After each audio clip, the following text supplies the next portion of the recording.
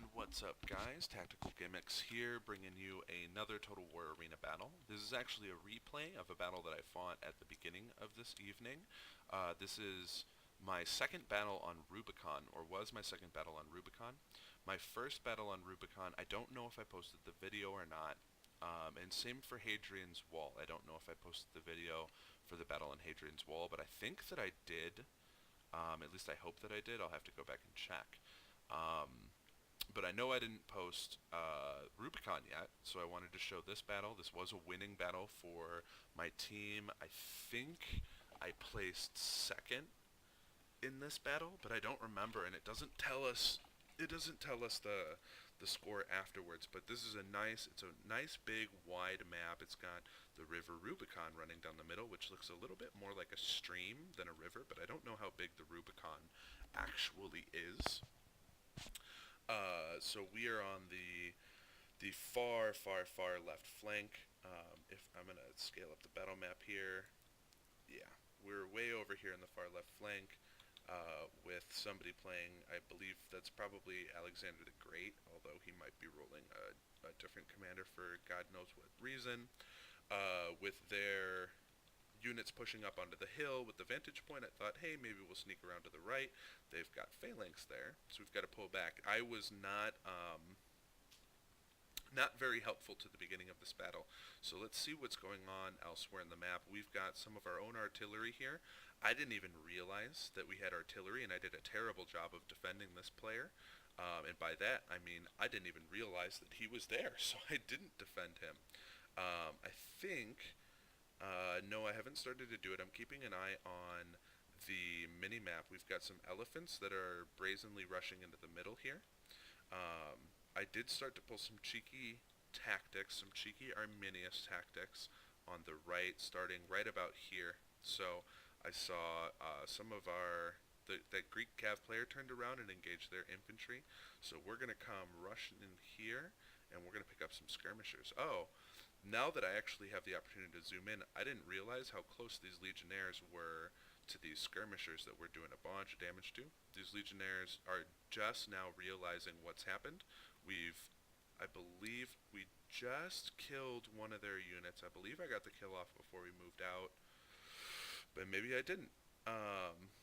No, it doesn't look like it. It looks like he got to live, but we had that phalanx player coming in. So we retreated, we pulled out of there, and got across the river. We crossed the river, and we're going to circle up here and go and do some stuff. There's a lot of straggling units behind. I think it said one of our units had even started routing, which is a little disappointing, but they're, at this point in time, not sure. And that's two players that are right there that are stuck here. They can't do anything here. They can't threaten anything here. They're way on the wrong side of the map from our base.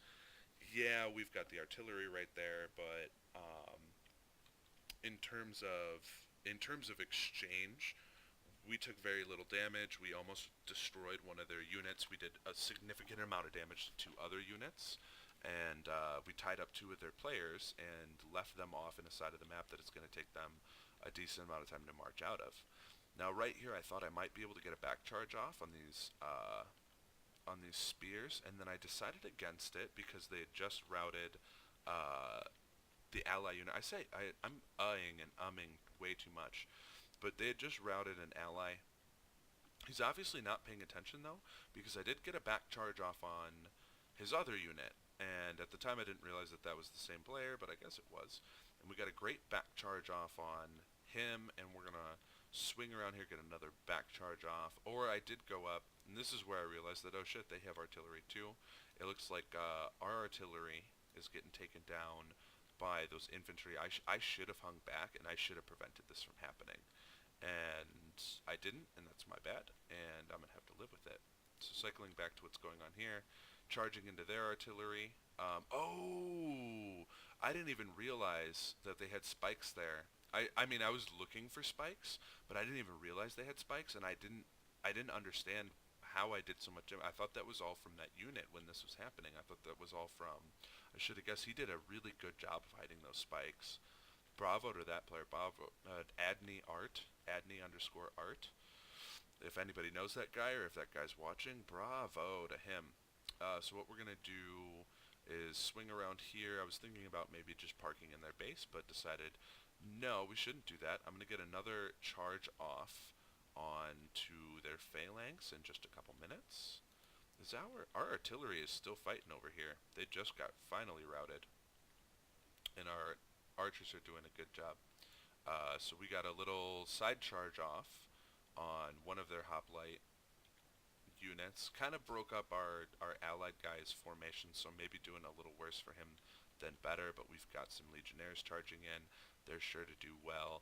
Can't really go into the base now. That phalanx player that we tied up way over there, yeah, he marched his ass back here, and while we were doing all of this work, well, we got 3 charges off and engaged some stuff. We caught another cav player came in and helped us catch these, and I charged into these spears again. I had no idea. I lost so many guys hitting those spears again. Come on. And so did he. That's ridiculous. That's so dumb. Like, just bravo to this guy, right? And he's got spikes right there, which I did notice those spikes, and I came around them. But bravo to that artillery player with the spike deployment. Like, I had no idea when I was fighting this battle. I had 0 idea. And look, Alexander the Great player is just wasting his entire unit on that. Jeez, oh, I feel so bad. I felt like I did really well in this battle, and now I feel like I just did awful. Like, that's really, really bad situational awareness. Well, in comes a legion out of nowhere. Oh, that's that siege player's legion comes charging in. So we're going to peel out of here. We don't have too many units left, but that doesn't mean we can't be dangerous. I'm really curious to know how they killed our elephants, because those are really hard to kill. I think it's because our cav player did such a terrible job. We've got enemy infantry chasing archers, so we're just going to get a nice little charge in on them there, break them up a little bit. I like how this guy's name is Shifty Sniper and he's infantry. So we're going to route up this unit really quick, get some kills off. Too bad there's no blood and gore. Blood for the blood gods. That unit's done. Now we're gonna tag the back of this unit and slow it down a little bit. Actually, we didn't slow it down at all. But I noticed that this unit was actually split. So I couldn't right click to attack like, oh, these other guys that are lagging behind the main contingent. So I had to kind of like click on the ground around them, and I was able to mop them up really quick, and that took half of the remaining health out of that unit that had been charging forward and turned that into a victory. It was right around this point that I realized, and most of the other team realized, that there was enemy troops capping our base. So everybody began to charge back, and this is where I'm proudest in my performance in the battle.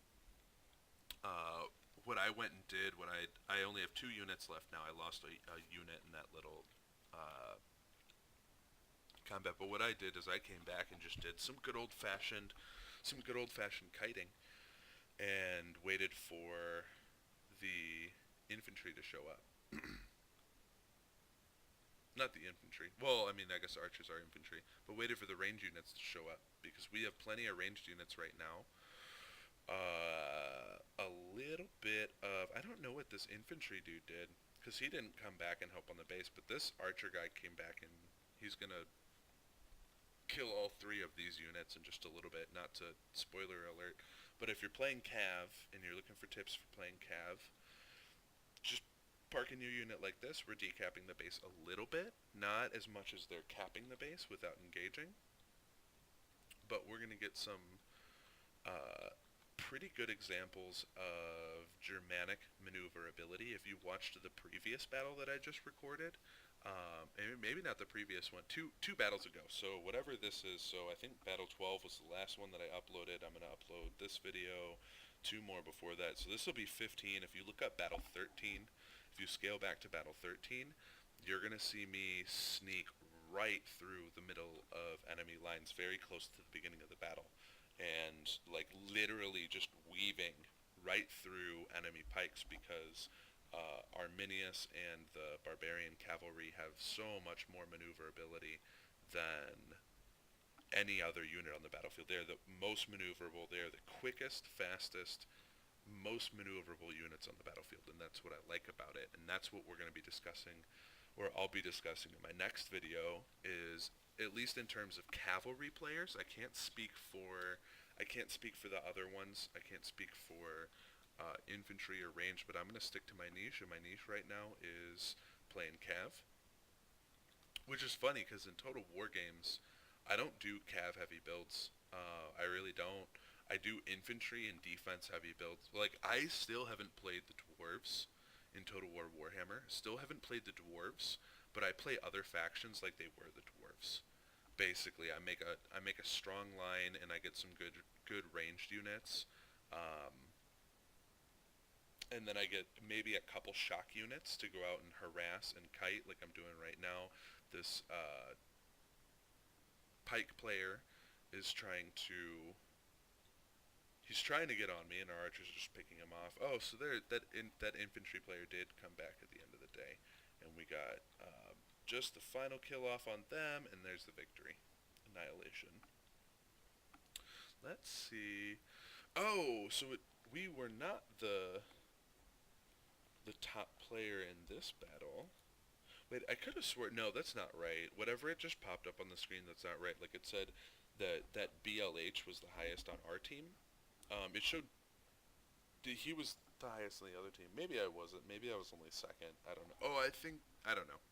I don't know what I was, but that was just a quick replay and a little example of how the River Rubicon works. If you're playing Cav and you want some tips and tricks on Cav in regards to the tech tree and in regards to commanders, stay tuned for the next episode of this, and we'll do a little breakdown of the game mechanics.